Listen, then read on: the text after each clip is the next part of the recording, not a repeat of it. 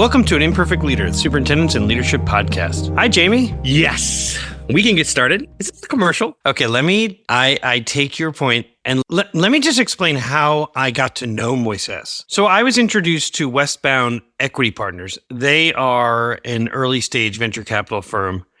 They're just committed to building a virtuous cycle of wealth and opportunity. They invest financial and social capital into what they would call exceptional ventures that are led by, they're solving for, or they're built with underrepresented communities of color. And I'm just so committed to the work that they're doing. And so Moises and his partner are from Venezuela. They've done interesting work in terms of their own professional work before doing Empat Speech. Moises worked for Google in leading some of their voice recognition software, and his partner worked at Apple leading some of the work around Siri. And so when I met them and learned that they were interested in creating a telehealth model for speech language pathologists, for which, if you've listened to the podcast, I always say, are you having a hard time finding an SLP? Well, I know you are, which, by the way, someone at AASA's national conference came up to me, hello, Scott, and said to me, are you looking for an SLP? Because I know you are. So thank you for listening to the podcast. But here's these two really enthusiastic, intelligent, smart, and they've created this platform that allows for high quality speech language pathologists, as well as an opportunity to leverage AI to provide feedback to create a case manager profile for the kid, so that the case manager knows exactly what the kid can do and where they're struggling to guide future practice, as well as to inform those annual and triannual IEP meetings. So I just think a commercial, yeah, maybe a little bit, but I stand by it. I think that they're doing pretty impressive work. Doesn't mean the work isn't good. It is. It's great. So how about this? I bet you have some questions afterwards. And because I actually think his After Action Review has some really interesting pieces around the real conundrum or the real challenge that any one of us as leaders, when we uncover an issue, we want to do something about it. And then sometimes that actually becomes a real problem when we don't have the resources to do it. And so I'll just leave it at that. I really think it's an interesting After Action Review about his work. And so Let's go listen to the conversation and then we'll come back. Sounds good. Imperfect leaders. Are you facing challenges filling open speech-language pathologist positions within your district? Kind of a silly question, because I know you are. Empat Speech understands the critical need for qualified professionals in your schools. They recognize that communication lies at the heart of academic success, and that's why they're dedicated to helping you bridge the gap by offering expert therapists and innovative telehealth solutions. Don't let open positions hinder your students' success. Partner with Empat Speech today and ensure every child in your district has access to the speech therapy they deserve. Empat Speech, EMPAT speech.com. Empowering students, empowering schools. Today on An Imperfect Leader, our guest is Moises Morgenstern, the co-founder of Empat Speech, the industry leader for speech language services. Moises, welcome to An Imperfect Leader. Thank you, Peter. It's such a pleasure and honor to be here. Well, it is so nice to welcome you to the podcast. You know, you and I have gotten to know each other over the last year. Empat Speech really is, it is a groundbreaking company. And even earlier today, I was talking with a superintendent who was talking about leveraging technology, and I couldn't help but to weave in Empat into that conversation. So I wonder, would you tell our audience and our listeners a little bit about the company?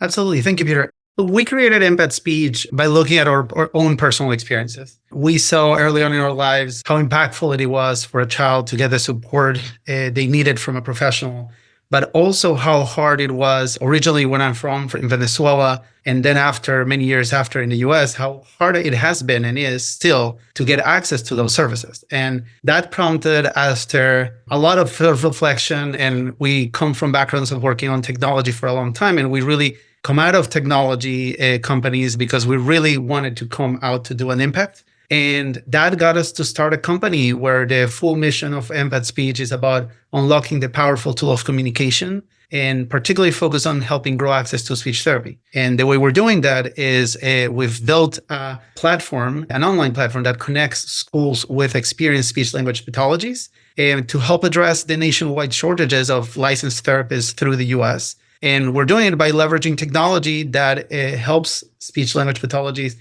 improve outcomes and help grow access to more students with the care they need.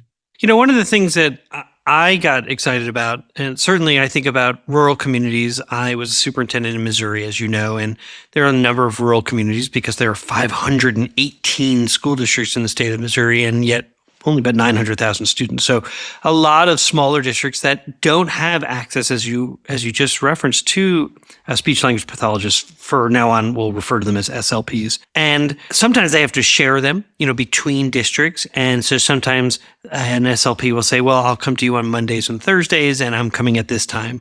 And that might mean for a child that they miss, PE, or they may miss band, or something that they ought not to miss, those enrichment type of experiences, just because they need the services. And so I imagine you hear from schools all about the benefits of Empat Speech, that they can schedule speech language pathologists for a time that works for that child's schedule, or they can offer SLP services to children who may be homebound or at a private school because children are eligible, but they're not going to leave their schools to come to the public schools for service. Or that they can increase the amount of service or decrease the amount of service based on the school's needs. If a child moves in or a child moves out, they're now not bound to that full-time equivalent, that FTE, but rather can leverage Empat Speech for times that meet their needs. So I'm wondering, did I miss any other benefits that you've heard? These are all great, and it's the things that we hear from our schools. A couple of things to add is we also get, aside from staffing and supporting the needs of the students they have, it's also about providing supplemental services on top of the staff that they already have in some of the schools. Some of them are heavy loaded with some caseloads and can use some help. Some of them need temporary support. And we also care a lot about bilingualism. We come from Latin America, and some of those things that we offer is also bilingual clinicians that have content and have the experience supporting bilingual children. Yeah, that's a good reminder, because you think about not every child who needs speech needs the same thing, right? That's the whole part of an IEP. It's individualized. And so you may have children who require additional support, and here you're able to step in and supplement. I love that. Now, what might be some things that opponents say? So whenever I'm working with leaders, we talk about what would proponents say, what would opponents say? How do you think about the long-term effects of any decision? And so I'm curious, what do opponents say? And then how do you solve them for schools? This is a great question, and it's something we spent a lot of time thinking internally as we try to stay true to our mission of really growing access and support all children out there. Some of these opponents or some things that people today are saying are very critical for us to help. A few areas that come to mind is schools have shortage in staff, not only for speech therapy, but it's also for their staff in other positions. So one of the typical things that we hear is, well, but if we're going to do telehealth, that means that we need to find a person that is going to be bringing a child to the therapy room, or they're going to be supporting that child. And we completely get this. And we empathize so much with the schools being in the space of staffing and supporting some of these shortages. So what we do with schools is we really try to problem solve and help them. One is to figure out really effective ways to have real good support inside those sessions, but in ways that make sense for the school. The second is we could also support the school of getting some of those folks that are needed on the ground on those facilities. So, meaning that you would hire someone to come and provide that supervision. And would help them, if not hire themselves, but we provide that person and find it for that in the region. Oh, gotcha. So that you may do the legwork, but then it becomes a part-time employee for the school. Yeah. Correct. Kids do centers within their own classrooms. Every elementary classroom has a reading center where the teacher is pulling 3 or 4 kids who have a similar skill that they're working on and is sitting at a kidney-shaped table and working with them. And then some kids are in the writing center, and some kids are doing listening to a book on tape. Is there anything that says that they couldn't do an SLP center? Actually doing their session with someone. They're being supervised by their classroom teacher. And sometimes there's also an aide in the classroom making their way around the classroom, make sure that kids are staying on task and things like that. What prevents Empat Speech from being done in the classroom? It is very important to call out how we all experience COVID.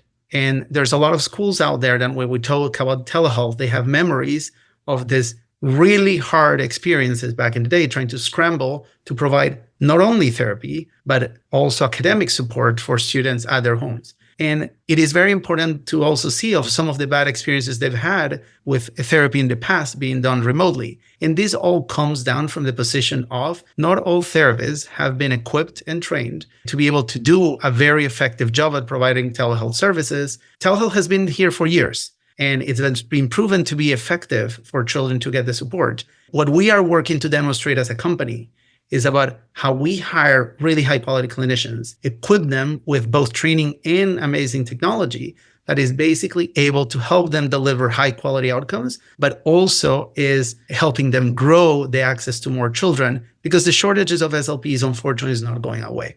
If you're just joining us, our guest today is Moises Morgenstern, the co-founder of Empat Speech, the industry leader in providing speech language services to school districts. Moises, I want to return to technology and leveraging it. I think you said some really interesting things. In the model that I use to advise others, there's a dimension called nested patterns. And inside that dimension are two terms, creativity and curiosity. And I really want to explore these terms with you in maybe a little different way, because it's one thing to provide SLP services via a telehealth model. It's another thing to apply innovation to your product. So with AI being such a buzzword for so many educators right now, what might be some ways that you'll be able to support children and special educators, even in the coming months, using AI? Thank you for that question. And we're living in an unprecedented time of fast advancement of technology, with AI being a really key part of that. And I think what we believe in general of, if to drive innovation in this space, the first step is to really, really go deep and understand what are the clinical flows, what are the things that speech language pathologies are doing in order to provide high quality care. And AI is really, really effective and can be very well implemented as a first step to measure effectively what is the student progress, and then use that information to effectively individualize the therapy so that we can provide high quality care. Unfortunately, because of time and resources and tools available, not always clinicians have been equipped to have a very clean representation inside therapy sessions about where is that child and what are the next steps that can be done in an effective way to drive that progress. A second area, and we mentioned this a little bit earlier today in the podcast, is about there is plenty of research about how the more we stimulate and provide practice opportunities to students, the more effective we can be at helping them at their rate of progress and at their rate of improvement that they're going to have, and help them actually make that improvement. What we believe AI can be very effective is about building interactive environments where a child can go practice and continue that stimulation that has been started with a clinician in other settings. The one thing that I always like to say in this is parents, teachers, they're all very busy. They already care, but they're very busy and they don't want to be the clinician. They're not trained to do this, and they are many times not comfortable with taking the role of, I want to learn how to do this and treat. But if you had technology that can play some of that role assisted by an actual clinician, and now the parent, the teacher can see how that's done and then support and be an active participant, that is very powerful in general, because we want to get these skills to generalize. We want everyone in the child's life that is able and has time to be involved. We want them to be involved in continued supporting and stimulating these children. If I were to talk to a superintendent and I were to say, look, I really want you to give this a chance, they would probably want to map out for a moment just to better understand. So let me see if I have this right. A child is identified as having a disability in speech or language and begins therapy. And that therapy may be one-on-one in person. In many cases, as you noted, there are a dearth of SLPs out there. So Empat Speech may be a great opportunity for a school to leverage high quality SLP services. Now the child is going to be practicing after their therapy session. And often that falls on they do it individually. They may practice correctly. They may not practice correctly. They may practice with a paraprofessional sort of supervising who is not trained in knowing whether or not they're practicing correctly. They may go home and practice and their parent may not know. In this case, you're talking about technology that can really listen, maybe even guide to say, oh, that's not right. Let's try that again. And then I imagine it is collecting all of that data and sending it back to the therapist so the therapist knows where to start next. This child had 80% accuracy, 90% accuracy, 50% accuracy. So they know what either needs to be retaught or where they can move on.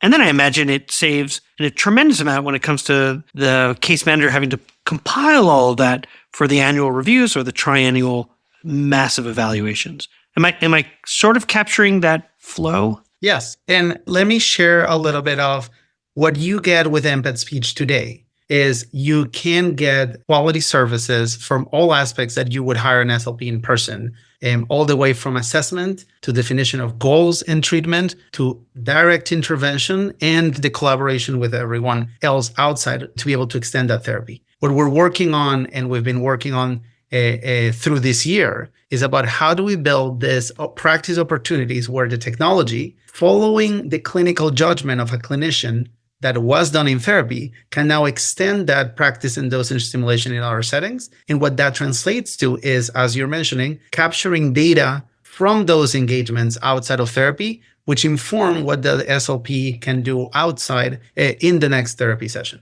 All right, I'd like to ask you a question that I ask every guest who comes on our show. How does the term an imperfect leader resonate with you? Well, I think it's the perfect representation of what being a leader and being a human is. We're imperfect in nature, and therefore we cannot be perfect leaders. We cannot be perfect humans. What I believe we can do is grow our empathy and awareness, and with that information, choose to take action to improve and continue improving through our lives. And we'll be right back. Hey, district leaders, I know you already know this. In schools worldwide, cell phones are posing real challenges on student engagement and mental well-being, and I want you to meet Yonder, a proud sponsor of An Imperfect Leader. And let me share this story from a visit I made to some schools in Silicon Valley.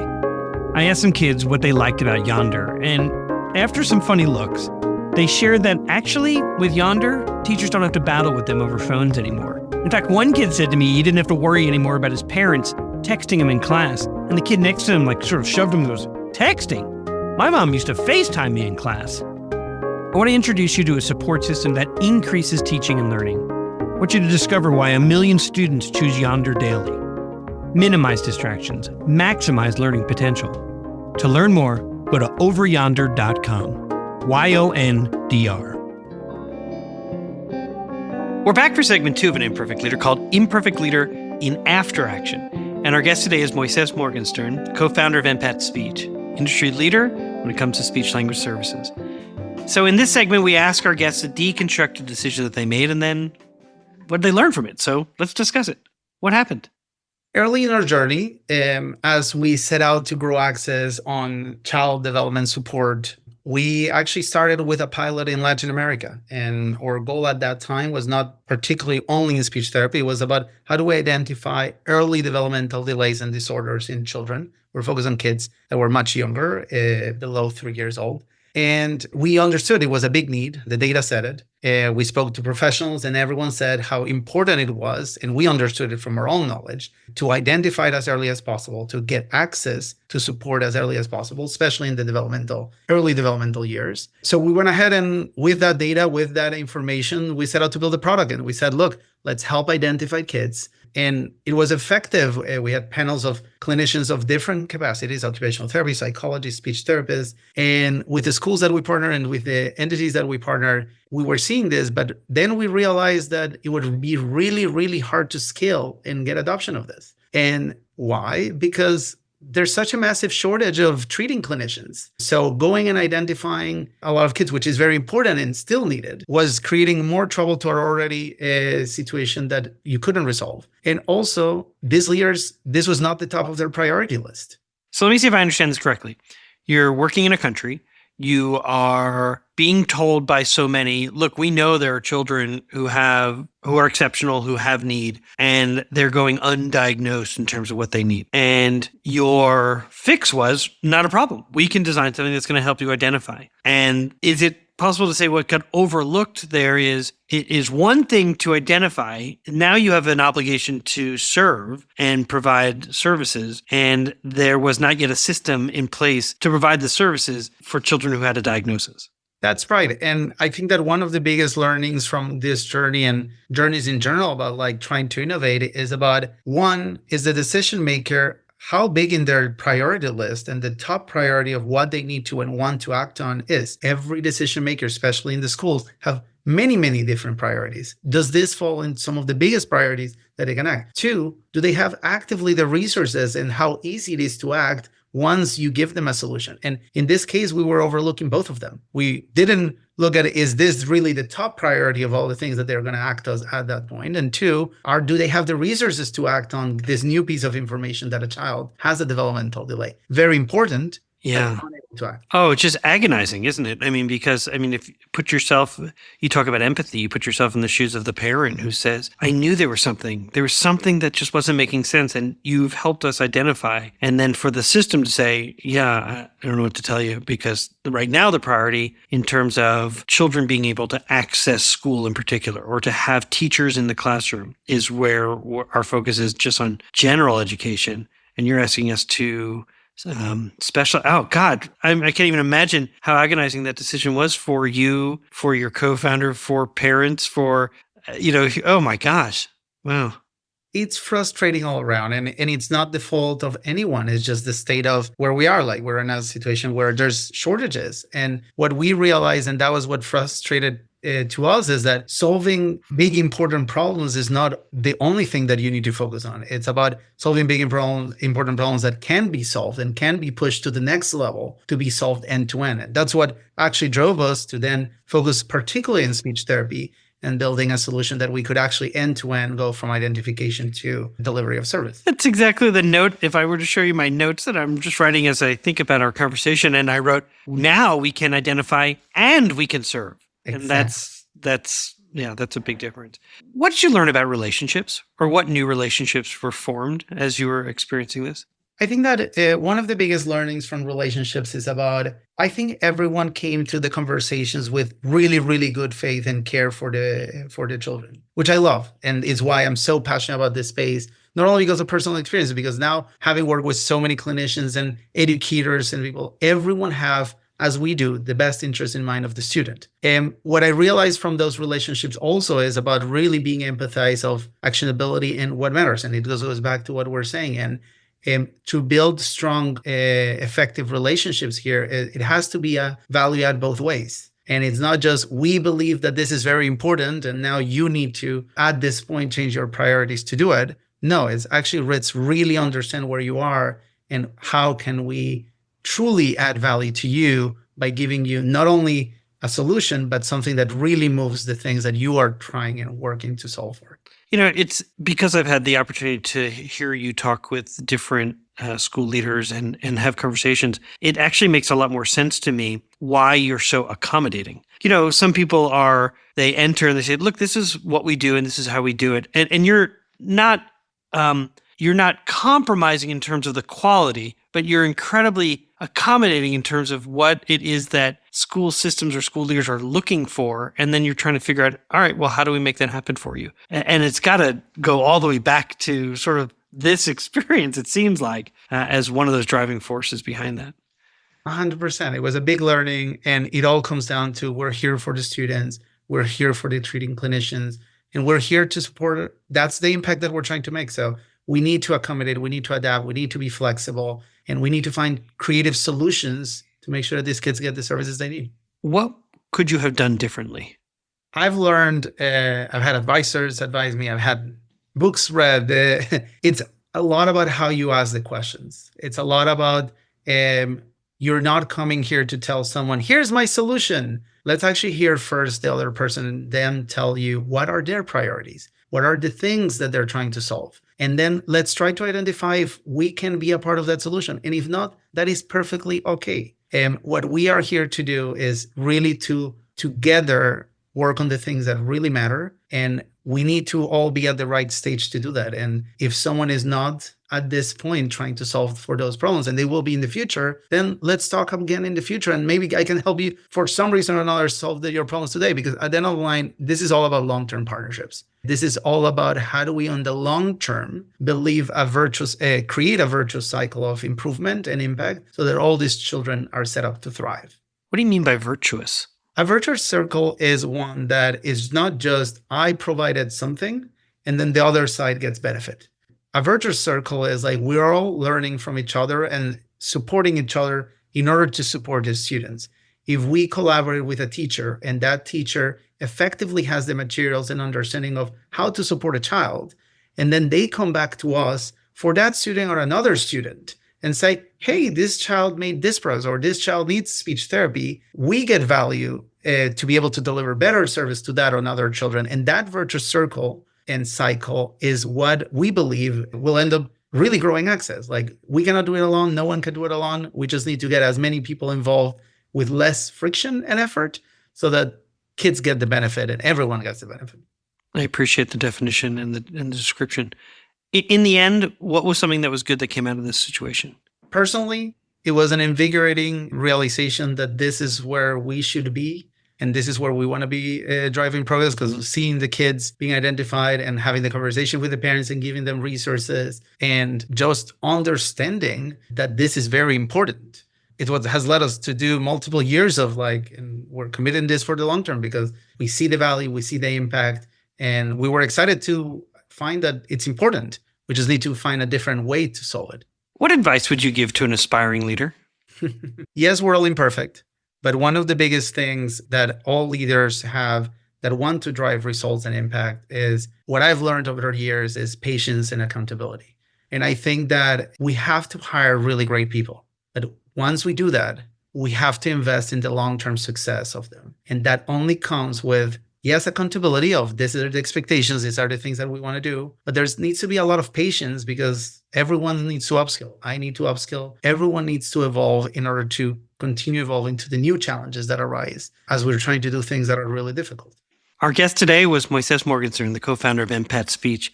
Moises, I'm so grateful for your time today. And, as I was thinking about all the different things we've talked about, right at the end there, you talked about patience and accountability, two incredibly important characteristics of any leader. You also wove through the entire conversation the importance and about relationships. We truly, in my mind, to use your term, and I know that others have used it as well, but thank you so much for this virtuous conversation. It really was. I learned so much from you, and I hope as others get to listen and learn from you that this continues, this cycle continues, and people get to learn more about Empat Speech and even become clients. I think that would be wonderful. Thanks so much for your time. Thank you, Pierre. It's always a pleasure. I always learn from you, and I'm so excited to be here. So thank you for the opportunity. So, Peter, we're back.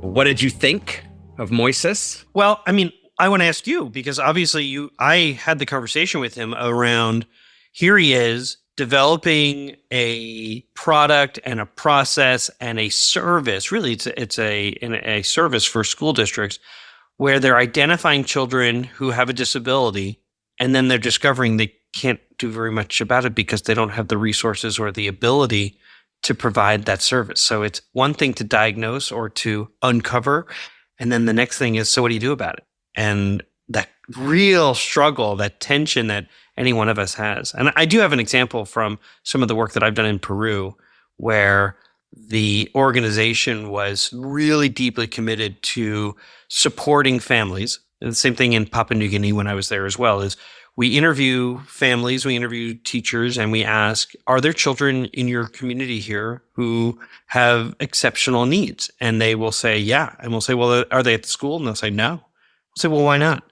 Well, we can't do much for them. Well, where are they? They stay home. And here's, we're sort of entering with this mindset or perspective that's very, I'd say, Eurocentric or, US centric, that says, oh, no, we identify and then we serve. And they're saying, we know there's just not much we can do about it. And I saw that in Moises's example as well of we want to do something. Yeah, how do we do it? Oh my gosh, my heart really hurt. I'm sure as you were listening, there were probably, well, I live by the rule, just because I know it doesn't mean I own it. So I'm curious about your own thoughts about what you heard. I mean, the connection that I'd make to your first response is that I wrote as a parent of a kid with special needs.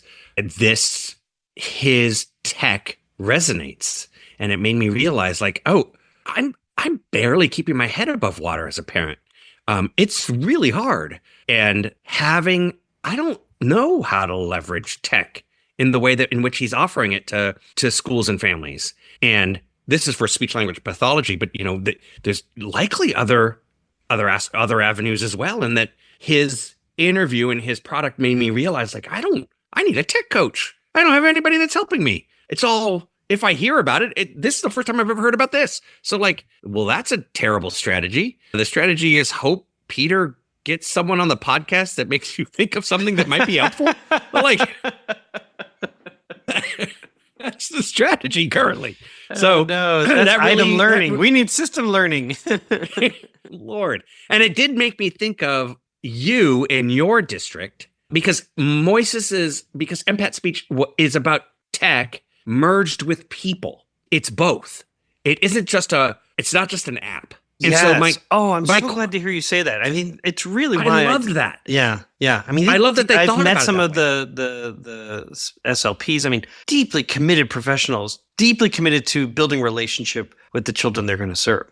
And It just happens to be in this alternative or hybrid approach. Right.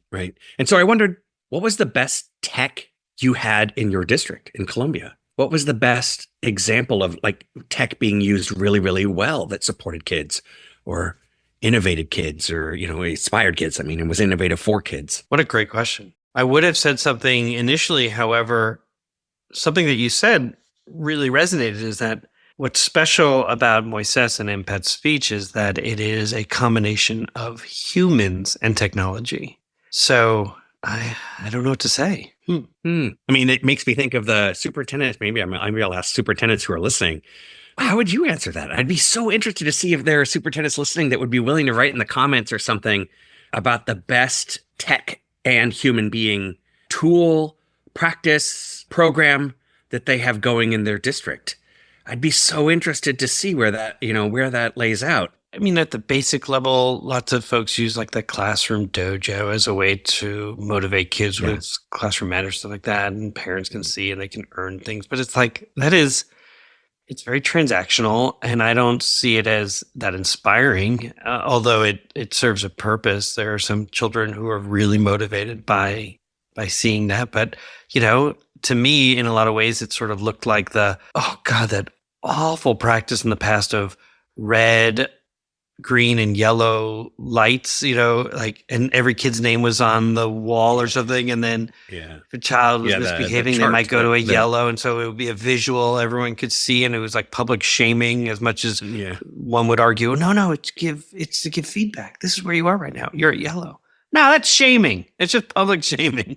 I can see examples from our career and technical ed courses, our CTE courses, how they leverage technology, whether it was in the robotics courses or the photonics, the laser course, or whether in culinary I love the fact that in the 3 comprehensive high schools, if one of the culinary chefs was absent, there was a substitute teacher, they worked among themselves to coordinate to say, okay, so then the culinary chef at this other high school, they'd have a massively large set of monitors above all the cooking stations. And so one of the other teachers would teach the class while the sub was in there so that they could have continuity and continue to teach. That we didn't say you had to do that. They did that as a team.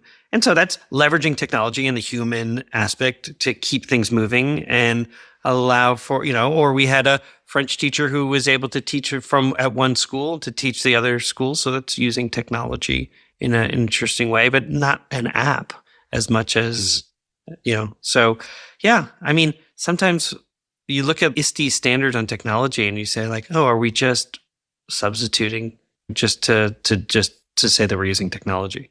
And I've met a few soups that have said they're thinking about pulling back in terms of the use of technology because it's that human interaction that's more important than anything. It's interesting. The after action review, as we ask this question about what's the best example, we're coming up with all of these multiple examples. And I feel like, this is exactly the issue that Moises faced as they came up with their reflection is like, we've got all of these issues in schools. Let's make a product that serves everything. Let's do it. Go for it.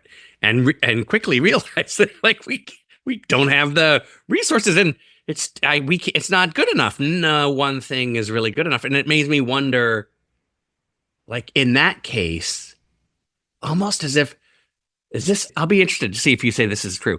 Is that example of the after action review an example of go fast to go fast? Like they went fast to solve problems, and as a result, didn't take enough time to reflect on whether or not it could come out strong? I don't think it was impulsive. I think it was, if I were looking at it as a case study, I'd say, this is a classic mistake that leaders make, or an oversight that leaders make, where they don't consider the unintended consequences of their decision. So, I mean, this was like a great anecdote about like the complexities of innovation and the desire to problem solve, and then realize, we can't deliver because we don't have the resources to do it.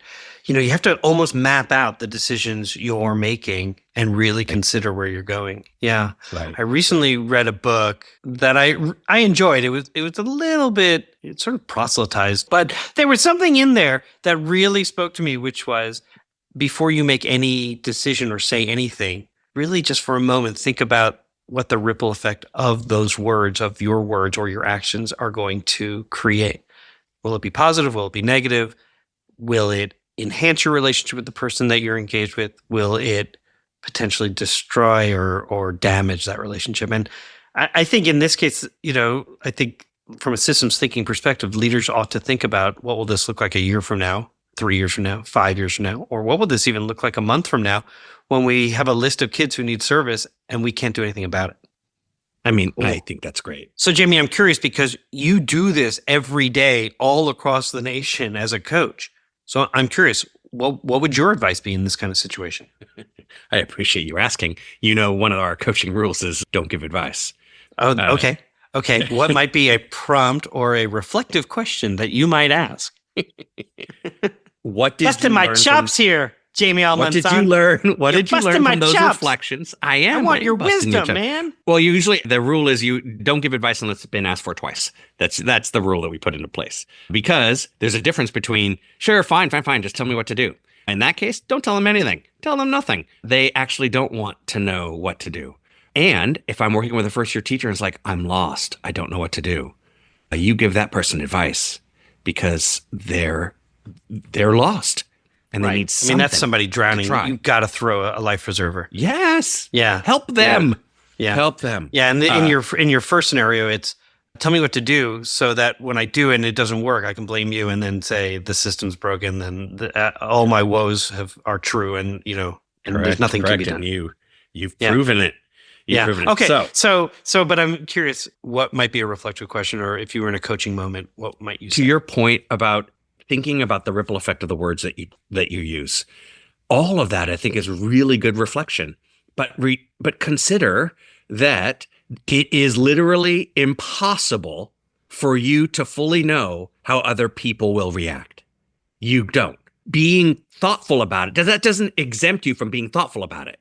Like that, I don't want anybody to be confused by me saying this, that you shouldn't actually think about the care for people prior to you saying something. You should. Yeah. And I would say you can map out almost like first of all, you can use a behavior over time graph to kind of see what have my interactions been with this person in the past. So that gives you an indication of what you might expect would happen, as well as just, if this were to happen, I might do this. If this were to you sort of game it out a little bit. And in this case, this was this is different because they weren't coaching a human. Moises, I think, comes by it incredibly honestly to be like, we were so focused on uncovering an issue that we forgot to say what we'll do about it when all of it happens. And we're not a Swiss Army knife. We can't take care of every issue. We can't solve all the issues. And so as they regrouped and rethought about their own expertise and their own experiences. So Moises' co-founder received speech services. He talks about this publicly, so it's not a secret.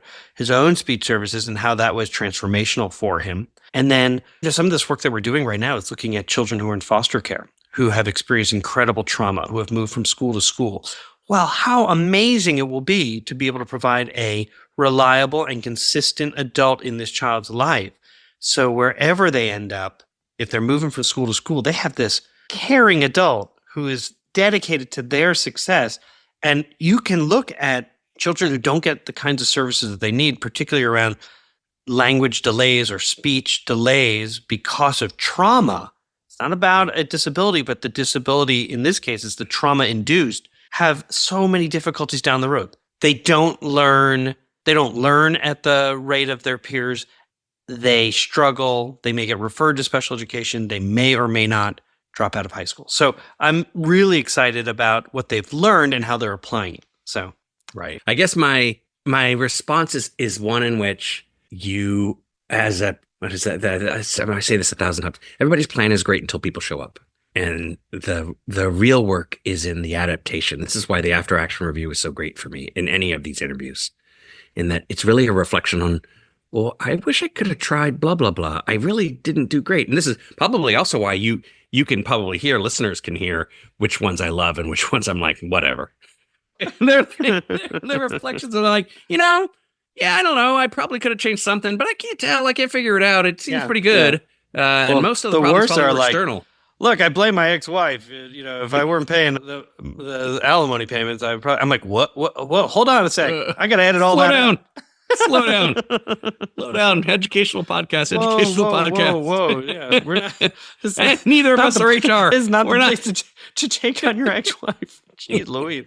That's my reflection, is that I think that all of that helps, and what a change you can make when you think about the impact of what you're trying or what you're prior to it, right? What you try, what you say, the ways in which you might inspire, like what would have happened if you had actually thought about what's the impact of you saying to your entire district, I've got it, no need for your notes, is a different thing. And people are still going to react differently than you can think of, and you have to be prepared for that. That is, I think, the skill is in the second round, when people say, no, it's not that, it's this. And you have to respond to that. Yeah, that's a good point. Alrighty, this is the last thing I'll say to you. Hey, are you looking for an SLP? Because I know you are. I am. Do you know one? All right. I know one. Have a great week. Thanks so much. Yeah, take care, Peter. Bye. You've been listening to An Imperfect Leader, the Superintendents and Leadership Podcast. Music for An Imperfect Leader was written and arranged by Ian Varley. Sam Falbo created our artwork, a wood print inspired Daruma doll butterfly. Remember, imperfect leadership is not a scarlet letter. It's a badge of honor. It recognizes that serving as a lead learner is about being a vulnerable leader, an empathetic leader, a compassionate leader. We are proud to be imperfect leaders, so join us next time for another episode of An Imperfect Leader, the Superintendents and Leadership Podcast.